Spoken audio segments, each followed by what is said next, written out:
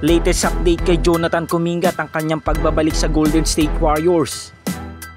At Guy Santos, ibang klase ang impact kala Steph at Jimmy Butler.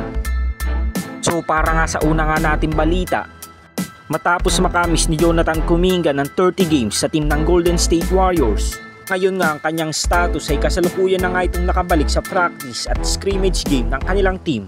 Kahit balik ensayo na nga si Jonathan Kuminga, nilinaw na nga ng Warriors medical personnel na hindi pa nga daw fully cleared si Jonathan Kuminga.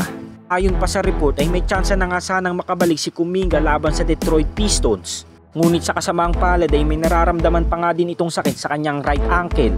Kaya naman ipinagpaliban muna ng Warriors front office ang pagpapalaro kay JK. So sa nararamdaman nga nitong discomfort sa kanyang right ankle, pinabalik nga ng Warriors medical staff ang pagiging 100% ni Kuminga bago ito makabalik sa Warriors. At sa ilang araw nga nilang monitoring sa batang player na ito, naging maganda naman daw ang recovery process ni Kuminga. Kaya naman agad-agad nga nagbigay na ng timetable para kay JK. At ayon nga sa balitang inilabas ng medical personnel ng Dub Nation, ang tsansa nga makabalik ni Jonathan Kuminga sa Warriors ay sa Wednesday nga yan laban sa Denver Nuggets or Milwaukee Bucks. So hindi pa nga natin sigurado kung talagang gagamitin na dito si JK. Dahil alam naman natin lagi nga nauudlot ang pagbabalik ng batang player na ito sa lineup ng Dubs.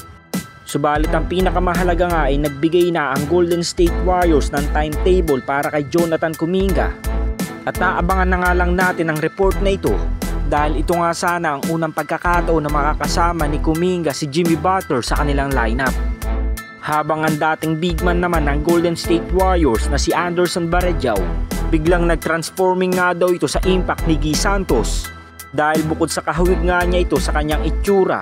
Ayon nga sa ibang mga fans ay parehas nga daw sila ng impact sa kanilang team na kung saan iba nga ang vibes at energy na ibibigay nila sa kanilang mga teammates. Kaya naman nagiging dahilan nito ng bawat panalo ng Warriors sa kanilang mga games. At sa ating pangalawang balita, sa naging paghaharap nga ng Brooklyn Nets laban sa Los Angeles Lakers, nakuha nga ng Nets ang dikit na panalo sa score na 111-108. Pinangunahan nga ni Noah Clowney ang Brooklyn Nets na nakapagtala ng 19 points at 5 rebounds. Habang tag 18 points naman ang magkaapelidong si Cam Johnson at Keon Johnson. At 12.6 rebounds at 1 assist naman kay Nick Claxton. Habang sa Los Angeles Lakers naman ay pinangunahan sila ni Luka Doncic na nakapagtala ng triple-double performance, 22 points, 12 rebounds at 12 assists. 19 points, 4 rebounds at 1 assist naman kay Dalton Knecht.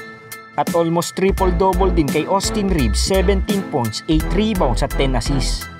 So sa naging pagkatalo nga ng Lakers sa game na ito ay mananatili pa rin sila sa number 3 spot ng buong Western Conference at may record na 40 wins and 23 losses.